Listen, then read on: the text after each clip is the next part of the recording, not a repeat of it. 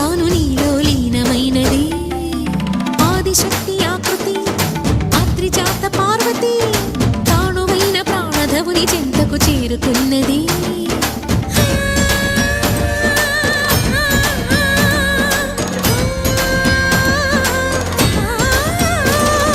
భవుని భువికి తరలించేలా ధరణి దివిని తలపించేలా రసతరంగిణి వేళ ఎదని నృత్యరతులు చేయగలిగే వేళ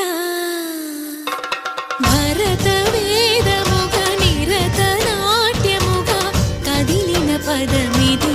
ఈశా శివని వేదనగా అవని వేదనగా పలికెను పదము పరేశా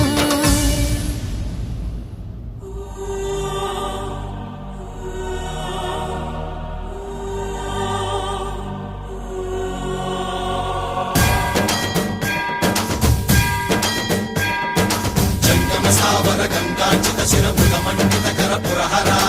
అంత శుభంకర భవనా శంకర స్వరహర దక్షాధ్వరహర కాల విలోచన పాలిత జనగణ కాల కాల విశ్వేశ్వర ఆశుతోష అజనాస